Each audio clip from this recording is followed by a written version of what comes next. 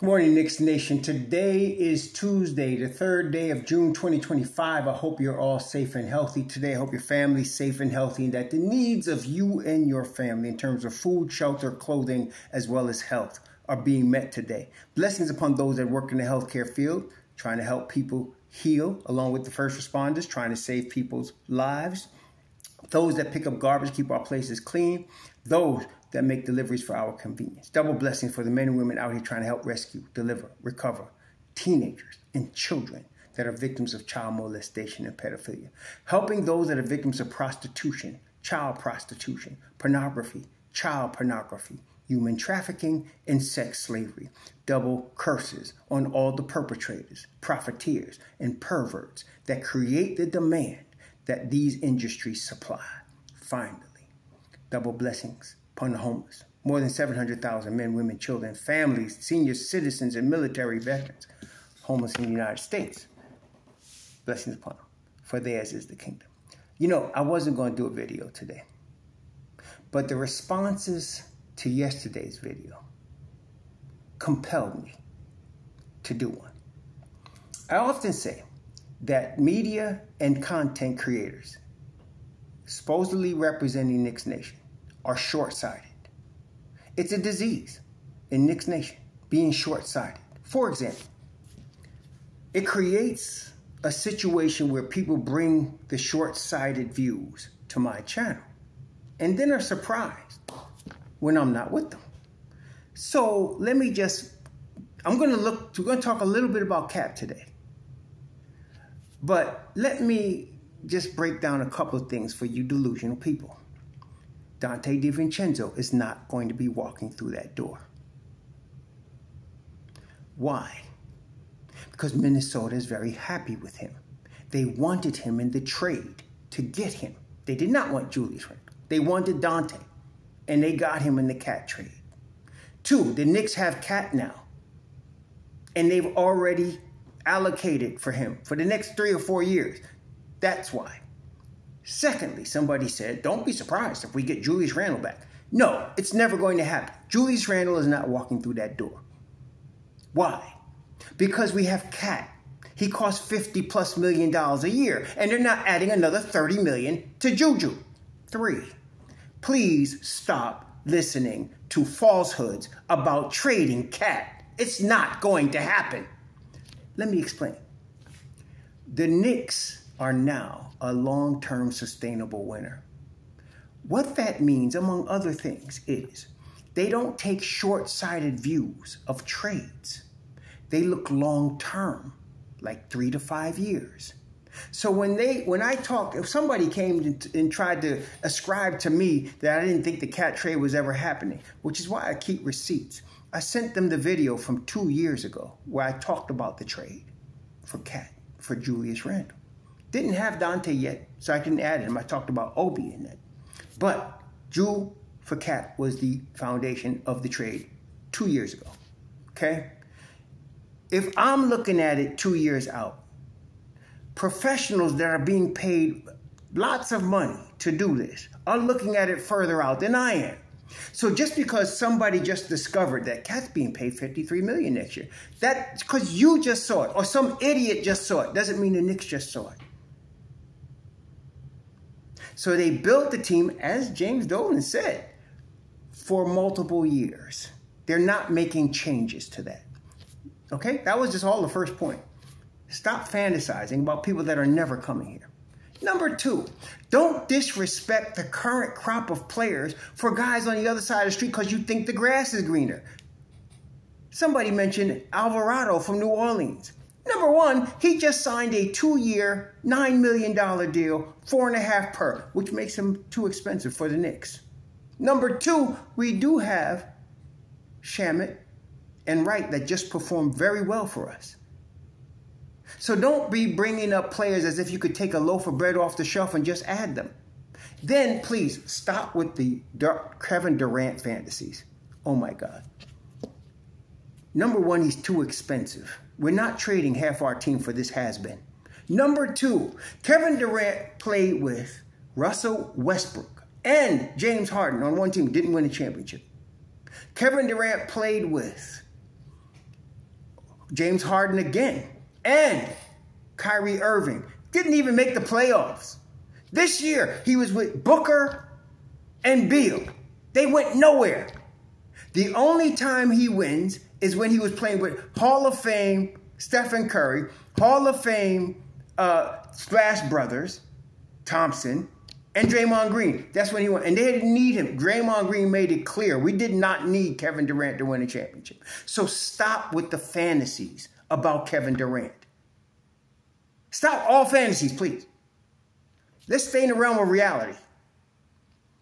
Okay, let's talk about reality. Number one, and I'm going to put this in the description box for all you knuckleheads. I am not a capologist. That's Brock Aller's job. But I am pretty good with numbers. I can't front. So, I am looking at spot rec.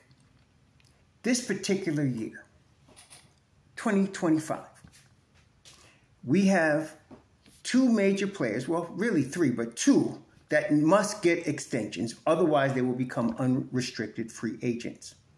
That would be Mikal Bridges and Mitchell Robinson. Okay? That's now. But what you must understand is Mikal Bridges is $24.9 million and Mitchell Robinson's $12.9 million are, listen, already allocated for 2025-2026. So the $8 million in second apron space that is now Spot Rack is showing for the coming season already includes those two guys. So we don't need to worry about any salaries from them affecting the cap now. Next season, at the end of next season, when you begin 2026, listen now, 2026, 2027, Spot Rack shows $61 million in second apron space. Now, it won't be that much, but it will be more than enough to re-sign both Mitchell Robinson and Mikal Bridges. Okay, so you won't be worrying about the second apron space for until 2026 at the earliest, and they're going to extend both of those guys probably this year, where their salaries won't hit the books until 2026, and their combined salaries, I'm thinking, is going to be at least $10 million beneath the $61 million cap threshold. Okay, so we don't have to worry about cap stuff and making stupid trades based on what we think a cap problem is.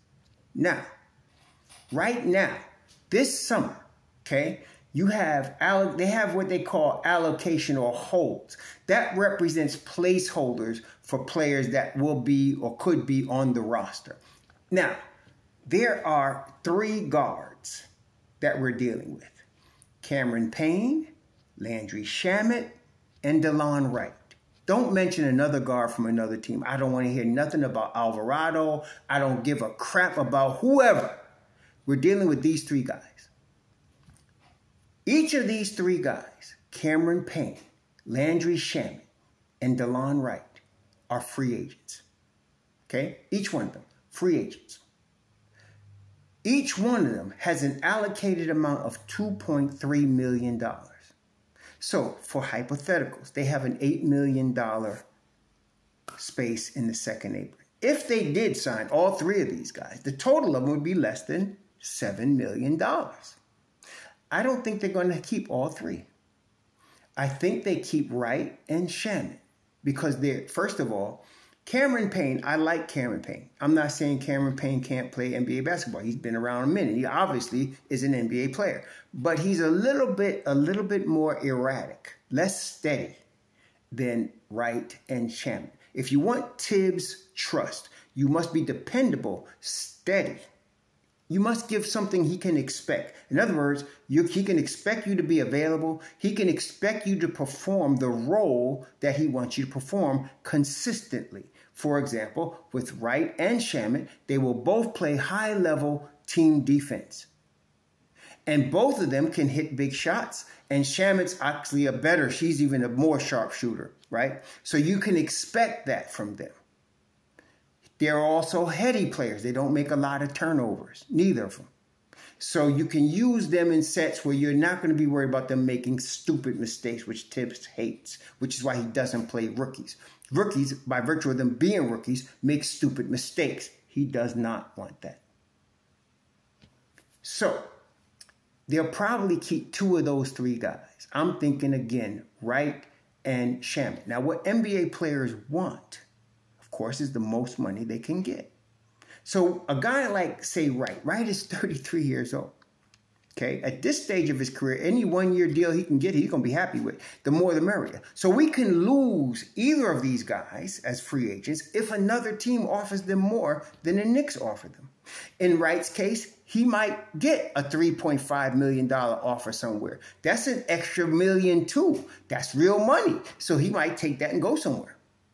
But the Knicks will definitely offer him a contract. The second guy, Shamet, is 27. He's in his prime. He might get a 2 or 3 year deal from the Knicks, and he'd be worth it. So I don't know what it would be. I can't imagine it being more than 3 years, say $9 million. Okay, probably in that range. So that would be him. Other than that, you got 2-way players. Kevin McCullough, Anton Watson, Marjan Beauchamp are all 2-way players. They also have a 2nd-round pick. Apparently, they got them at 50 and 55. I think one of them is 450. So let's say they have 1 2nd-round pick. That person is going to get something $2 million or less, okay, for the first year. That person could also, and then you remember now, in the summer, you're going to get a whole bunch of undrafted free agents. What they all want is one of those guys' 2-way spots. So each of those guys, McCullough, Watson, and Beauchamp, are going to be fighting to keep their 2-way spot. And the $2 million they got going with that. Okay? That's up in the air. Right? So we don't know. But that's where we are with the roster. They're not going to be replacing any major pieces. In other words, Cat will be here. OG will be here. Brunson will be here. Bridges will be here. Hart will be here. Robinson will be here. McBride will be here. These are your major pieces. Now, you have a club option this year on Porty. I'm 99% sure he'll be here. Okay? After that, okay? So we're talking about end-of-the-bench players, not major players. Also, all of the stupid talk about Cat's defense and the need to trade him or upgrade. Cat came at the end of training camp. Cat is weaker on the defensive end. But Cat can get better on that end of the floor. Will he be all NBA defense? No. Is he good enough that he doesn't need to be masked the way Jalen Brunson is? Yes. Okay? And this is, again, it is clickbait season. Please, Knicks Nation, recognize it for what it is. It's a lot of rumors that mean nothing just to get you to click. Do you understand? Listen, there's a lot of headlines. Let me just give you one of the great ones I got yesterday. Al Horford to the Knicks. Please. Please. Stop. Okay? If Horford wanted more money, okay, he can get more money, but he wouldn't be getting that from the Knicks. He already got a chip, and he has made $200 million plus in his career. If he wanted to retire, I bet you he retires a Celtic. Okay? He went to Philly because that fool offered him 3 years, $90 million, guaranteed to play power forward. Okay? Then he was traded from there when they realized they overpaid him to Oklahoma City. And as soon as that contract ended, he's back in Boston, where he really wanted to be all along. It was the money. Okay? So if somebody comes along and offers him, I don't know, let's say the full mid-level. Let's say they said, we're going to give you 2 years, $25 million. He's going to go take that. The Knicks are not offering him that, though. Okay, so again, with the fantasy, New York going to get Al Horford, they're the leading candidates. And then, of course, Giannis. Please, stop it. They planned more than 2 years ago. I'm using 2 years ago because that's when I came out with it, but I'm telling you, it was planned before that. They planned to build this team the way you now see it more than 3 years ago. Or say more than 2 years ago. Okay? So they're not going to just rip it apart because some big name comes available. It's not going to happen. The Knicks are not that flippant.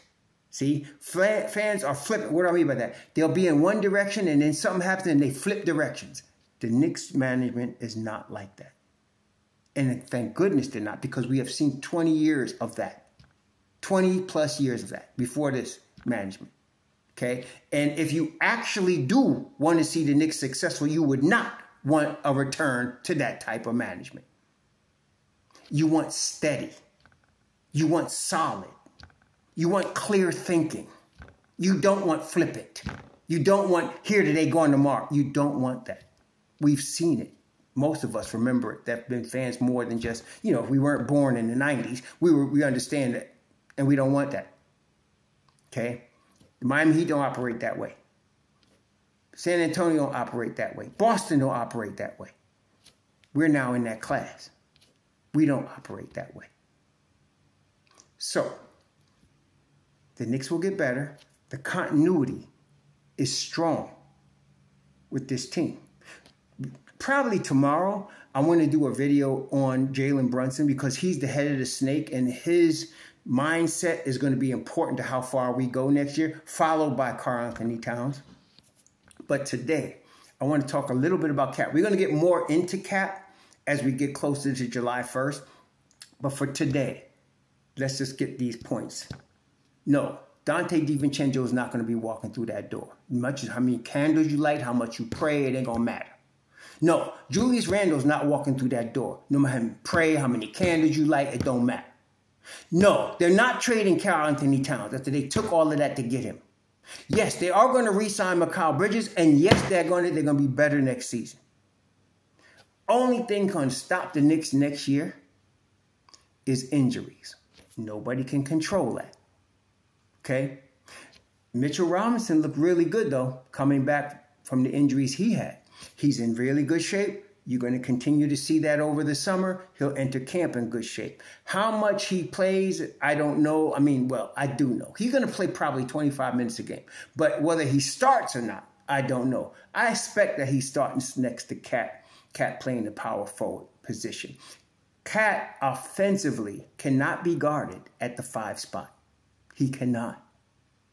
But defensively, I think we have seen he's a liability at the 5 spot because he gets a little confused. And this is okay. This is the league. The speed of the offensive game is such that Cat gets caught indecision-wise and gets beat and causes us as a team to break down defensively. He does.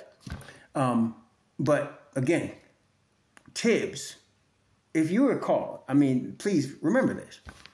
The Knicks signed Julius Randle to a 2-year deal when he came from New Orleans. He could not guard his shadow, and he was a walking turnover waiting to happen. And after just about the time that first year was done, then they were getting Leon Rose, there was already talk. Ian Begley was writing that they were looking for a power forward, meaning they were going to let Randle walk. But then Tibbs came and spent that summer working with Julius Randle. No, he's not all NBA defense, but he is a hell of a lot better defensively than he was when he first came to the Knicks and he was just waving players beside him. Okay? The same thing with Karl-Anthony Towns. Karl-Anthony Towns wants to be in New York. Karl-Anthony Towns wants to win a championship in New York. Karl-Anthony Towns almost gets emotional when you ask him about his mother and the Knicks, if you've noticed. So Tibbs loves vets. He loves vets, especially when they're extremely talented, like Karl-Anthony Towns or Julius Randle. And he will take the time, his time, to work with such ones. I'm not saying, again, Karl-Anthony Towns not going to be all NBA defense. But once his knee gets right, as right as it could get, and he works with Tom Thibodeau this summer, the defense is going to be a whole lot better. And then, as I mentioned, you get these two guys, Shamet and Wright, if you can get them back. Again, it's not guaranteed, especially Wright. I'm not going to guarantee Wright will be back. He'll be back if Tom Thibodeau has something to say about it. But what I'm saying is, If he can get more money somewhere, he's going to take that. The Knicks are probably going to offer him a deal where he gets the $2.3 million. Again, they want contracts of guaranteed money. So if you can get him $2.3 million for 3 years, he'll take that because that's guaranteed $7 million to him. Same with Shamet. So I don't know how it's going to work out. But what I do know is the Don is cheap. He's not going to just be throwing him out contracts. He don't work like that. So he's going to be cheap and he's going to try to get these dudes cheap. I would not be surprised. I know some of y'all are Kevin McCullough Jr. fans. Hardworking dude, legit NBA player. I don't know if he stays on this roster because of the money. That $2 million he's getting, I don't know. If they guarantee that money, he's here. If they don't, I think he'll be gone because you have to look at the roster. He has playing in front of him right now, Josh Hart, as well as OG Anunoby and Mikal Bridges, because those guys are interchangeable on wings too. And then, of course, with Hart, he plays the 4 as well. Kevin McCullough is 24. He just started playing. He'll be 25 next year. By the time he's really ready to make a possible run at a rotation minutes, he'll be 26. There's other Kevin McCulloughs. Y'all got to understand, this is the league. There's a lot of comp out there, including our own Marjon Beauchamp, who I feel right now is ready to play and get rotation minutes. He's going to show that in the summer league. See, there's competition. It's heavy. This is the league. You're talking about 400 or so spots with tens of thousands of applicants. Think about that. 400 spots with tens of thousands when you're talking about colleges, Division I, Division II, when you're talking about Europe, when you're talking about China, when you're talking about Israel, when you're talking about all the leagues, when you're talking about guys that are in G League, when you're talking about guys that just didn't make it because they drank too much or like too much women and they're now getting themselves together. There's competition at the highest level. You got to be really good to stick. Okay? And some, like I said, guy like Kolek, they drafted Kolek with patience in mind. See, but listen, every player, let's start with Karl-Anthony Towns. There's a time limit. For Karl-Anthony Towns, it's the length of his contract. See, they ain't going to extend him. He's got a lot of money coming to him in the next 3 years, and they're going to let that play out. When he's 31, 32, they'll make a decision then. But for now, they don't need to commit any money to him. His time frame is his contract. For a guy like Kolek, he probably has 1 year to get better defensively. For a guy like Watson, he's 25 right now. Everybody got a time limit. And if you're in New York, it's even shorter, as you can see with Knicks Nation. They expect a championship from guys that just got together this year. And they're acting like the world ends when they don't win it. There's always a time limit. For the Knicks, as a team, 3 years. They got 3 more seasons. And I think they could win a championship in them 3 seasons. I think each year they're going to get a little better. That continuity is going to be tighter, and they're going to be better. And it starts like I'm going to talk about tomorrow with Jalen Brunson. We're going to talk about that. But right now, the $8 million they got, they can get what they need between Wright, Shamet, one or both of them. I'm thinking Payne's probably out because of what happened in the playoffs. But I think Wright and Shamet are solid bets to come back, especially if they don't get any more money offers somewhere else. We'll have to see. As far as Precious Achiuwa, his cap hit is $11.4 million. They got $8 million in second apron space. His money starts this year, not next year, this year. Unless they let a whole bunch of people go, then they're going to have to let at least 4 players go that are add up to about $8 million and give them 16, and then they can maybe sign Precious if they wanted to. I don't know. It doesn't look good. Put it that way. The numbers don't look like they're going to fit, okay, for Precious. So we'll see, especially when you got Ariel Hukporti at $2 million. See, it's not just, it's money. So Hukporti can be your backup 5. If he's available, for $2 million, okay? You got that's money plus talent. So you got it. There you go. Which is why a couple of years ago, people were telling me they're going to trade Deuce. I mean, I was hearing trade Deuce like every year since his rookie year. And I was telling you, for the money they're paying him, what you're getting in terms of value, they're not trading that. That's stupid. Okay? So that's how you got to look at it. So now you can have Precious Achiuwa for $11 million, or you can have Ariel Portage your backup 5 for $2 million. Okay? That's how this is going to work. Y'all enjoy your Tuesday. I have my rant for today. So